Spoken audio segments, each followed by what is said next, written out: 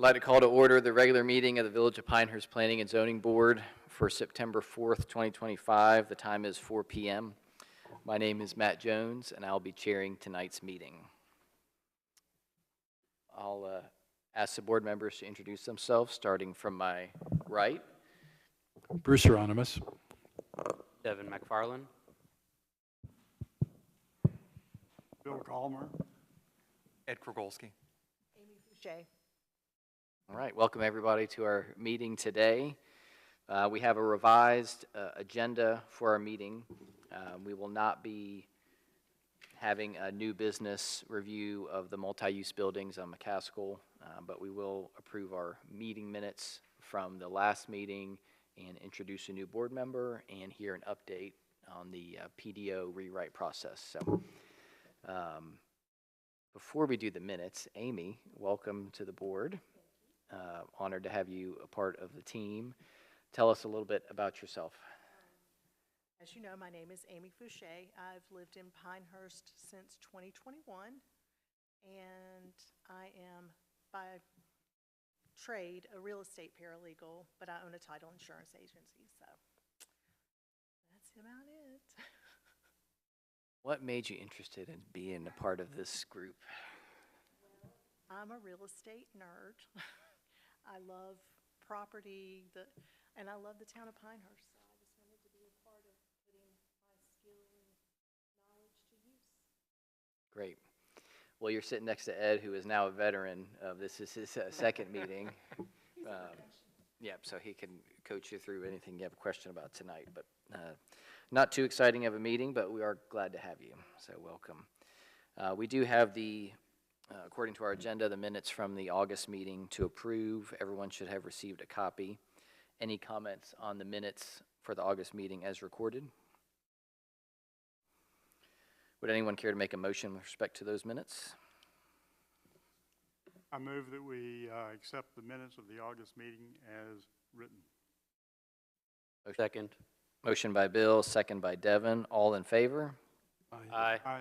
Opposed? The minutes are approved as recorded. As I said, we have a modified schedule this evening, but I do believe staff is going to, Alex, you're going to give us a little teaser update on reminder of what's coming our way on the PDO. Yeah, so I sent a communication out to the group, actually 2 communications to the group today.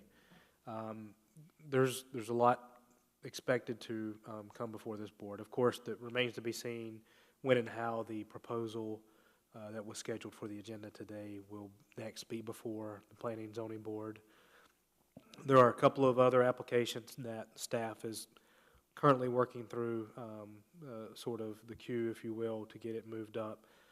But of special note, of course, last month I provided a bit of an update with some key dates that I wanted to you guys have on your calendar relative to the PDO update, all leading up to right here the next meeting date, October 2nd, public hearing for recommendation by the Planning and Zoning Board on the comprehensive package. So a couple of things have since kind of had a couple more checkpoints, if you will, since our last meeting. We had focus group meeting number 6, I believe, yesterday.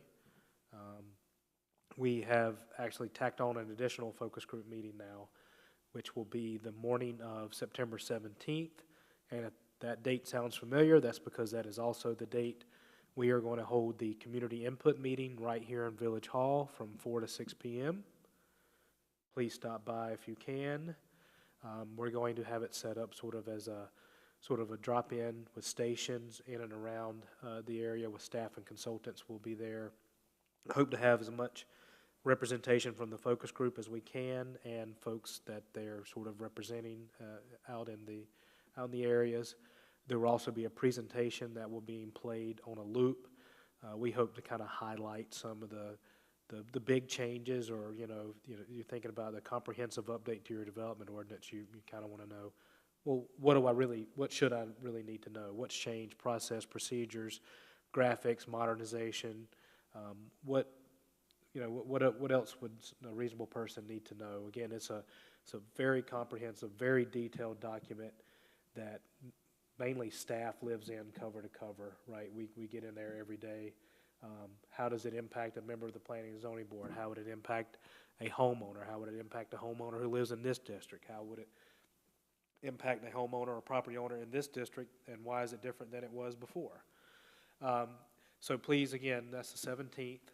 We also expect there will be discussions with Village Council in their next 2 meeting dates, including next Tuesday, where they hope to hammer out a couple of sort of major topics relative to the drafting, the finalizing the draft of the PDO. So please tune in if you can or watch the recording afterward. And then on the 22nd, I believe, is the scheduled meeting with Village Council where the consultant's going to prepare a sort of a summary of updates to Village Council. So it's going to be, again, a good summary report of what's changed, probably like a sneak preview, if you will, of the modernization that we've hoped to add. Also kind of like a crossover chart. If I know you guys can probably already note that and recall that subdivision standards are in chapter 9.17. Well, now they're going to be in chapter 14, right? So you'll have that cheat sheet to kind of go by, like, well, I know I was in this section for variances for a Board of Adjustment. Now I'll go to this chapter, right? So I really would like for you guys to, if you want to attend in person, talk to me a little bit about the proper channels for that in case we need to make any special public notice requirements for potential quorum. You can watch the live stream or the recording for that as well. So we're going to have now 1, 2, 3 meetings, public meetings, if you will, on this topic before the public hearing before the Planning and Zoning Board on October 2nd.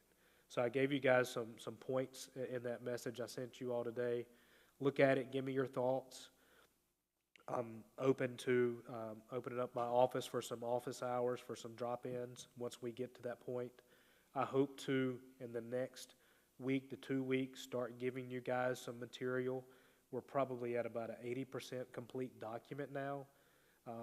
However, even with an 80% complete document, you may have portions of one chapter that are relevant in other areas, or like say a definition chapter that hadn't quite gotten final codification yet. So the true applicability up and down may not be there, but it may be something of interest that you wanted to look at, so we can let you guys start absorbing that a little bit more ahead of that public hearing on the 2nd. And with that, there will be a staff presentation, as there normally is with any type of zoning text amendments, and where we'll kind of go through those key highlighted areas.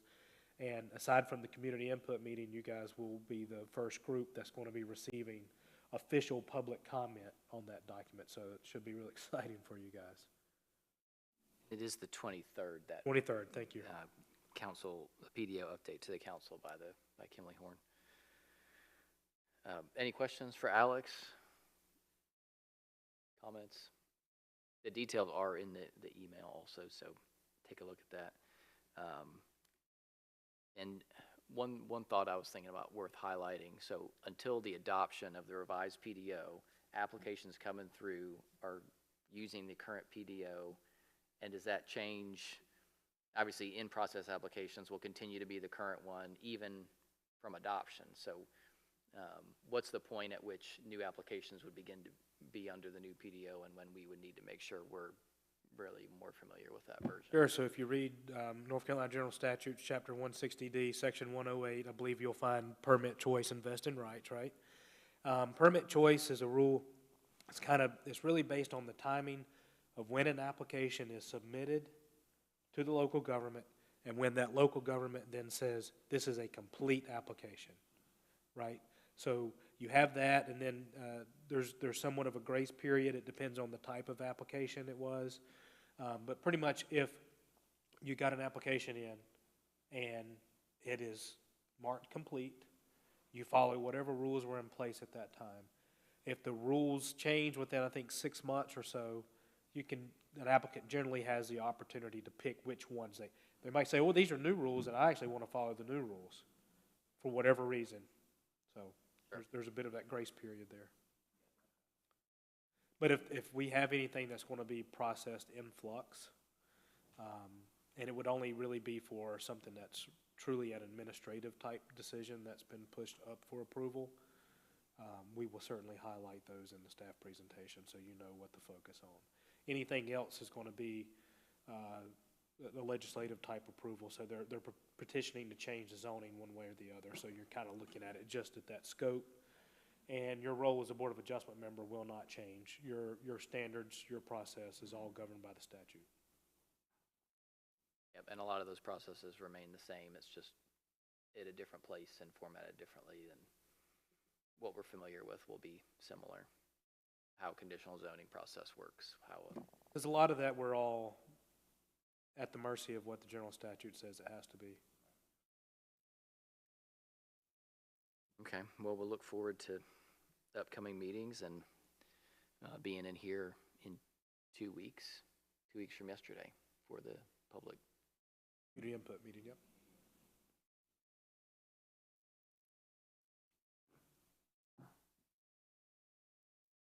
Do we get print copies?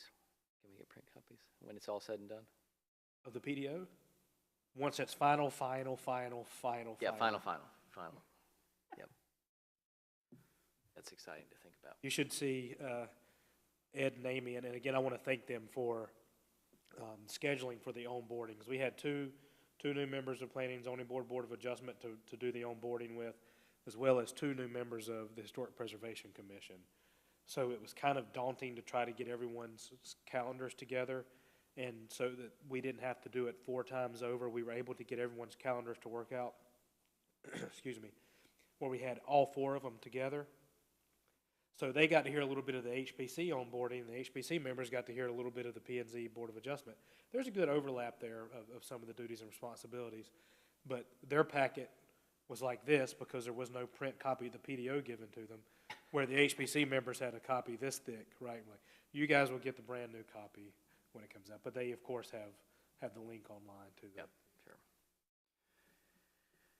And there is if people are asking you guys about what's going on, and you may not have it handy, but there is a website linked from the village's website that gives the updates of what's happened so far, and it gives this document, which is the FAQ.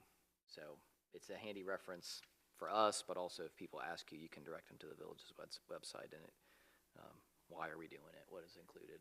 It's a pretty helpful tool that they put together back when they started. So. All right, any other business or items to discuss today?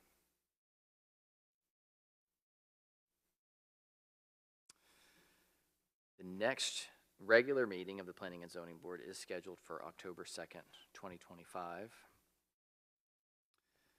Should be a public hearing, at least it's not been noticed, but that would be a significant meeting. So once that's confirmed and the agenda set, it will be important to have as much attendance at that meeting as possible, because there will be a public hearing related to the PDO potentially. So with that, I would look for a motion to adjourn the meeting. I move to adjourn the regular meeting at 4:15 p.m. Motion by Devin and a second. Second by Bruce, all in favor? Aye. Aye.